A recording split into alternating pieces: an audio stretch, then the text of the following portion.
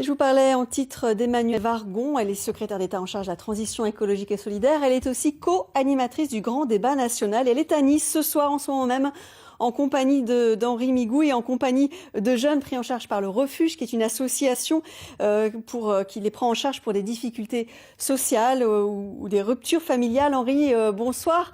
De quoi ces jeunes parlent-ils avec la ministre ?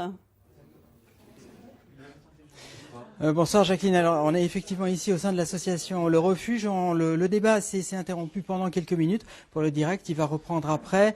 Emmanuelle Wargon, bonsoir. Merci d'avoir accepté notre invitation. Alors effectivement, pour répondre à la question de Jacqueline Pozzi, on parle beaucoup de précarité ici depuis le début de ce débat. Est-ce que la précarité, d'une manière générale, est au cœur même du grand débat national ? Ça fait partie des thèmes qui ressortent beaucoup. En fait, dans ces thèmes, il y a l'accès aux droits ou l'accès aux services publics. Et là, on parle évidemment beaucoup d'accès aux droits parce que je suis avec des jeunes qui ont parfois connu des situations vraiment difficiles et qui veulent avancer, qui veulent construire leur parcours. Et pour ça, ils ont besoin de logement, de permis de conduire, d'accès à un revenu, de formation, d'emploi. Et donc, on parle de tout ça. Alors justement, c'est pas mal revenu au cours des premières questions. Vous avez été un moment spécialiste de ces questions. Vous avez travaillé avec Martin Hirsch. Est-ce que ce problème de précarité est uniquement un problème de moyens et d'argent ou est-ce que ça a une autre dimension ? En fait, il y a eu une question autour du revenu minimum pour les jeunes, qui est une question qui est ouverte, mais qui n'a pas encore été tranchée en France. Mais il y a aussi toute la question de l'accompagnement, parce qu'on voit aussi qu'il y a beaucoup de méconnaissance des droits. On en discutait. Quand les jeunes arrivent au refuge, alors ils sont accompagnés, on leur explique à la fois comment ça fonctionne, ce à quoi ils ont droit. Mais on en était à l'éducation, parce que peut-être qu'il faudrait le dire beaucoup plus tôt, comment fonctionne le système social en France, qui s'en occupe, la mairie, le département, à qui on peut aller demander de l'aide pour que les jeunes ne soient pas livrés à eux-mêmes quand ils ont un problème. Alors justement, vous l'avez évoqué dans le débat juste avant qu'on fasse cette intervention. Il y a souvent plusieurs interlocuteurs. Il y a la caisse d'allocation familiale, il y a le département, il y a les CCAS.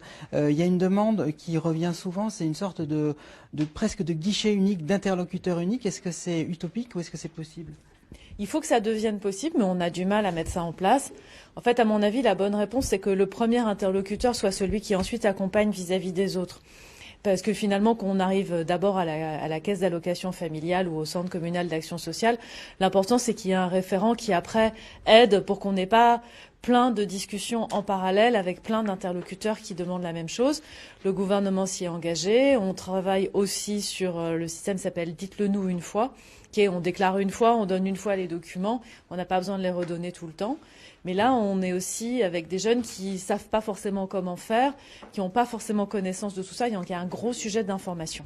Alors, assez rapidement, vous êtes particulièrement en charge des acteurs de la société civile dans ce grand débat national.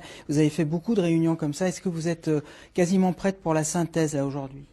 Alors, pour moi, d'abord, ce qui est très important, c'est qu'on aille chercher ceux qui forcément iraient pas spontanément dans le grand débat pour écouter des préoccupations, une parole, des propositions qui sont des propositions issues de situations personnelles, mais aussi des propositions de citoyens comme n'importe quel citoyen.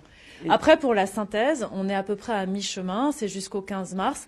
On a enfin trouvé les prestataires qui vont nous aider à éplucher tout ça, la BNF, la Bibliothèque nationale de France et d'autres. Ça va remonter. Donc tout ça, ça va remonter. On sera prêt fin mars. Merci beaucoup. Merci d'avoir accepté notre invitation et le débat va se poursuivre ici, Jacqueline.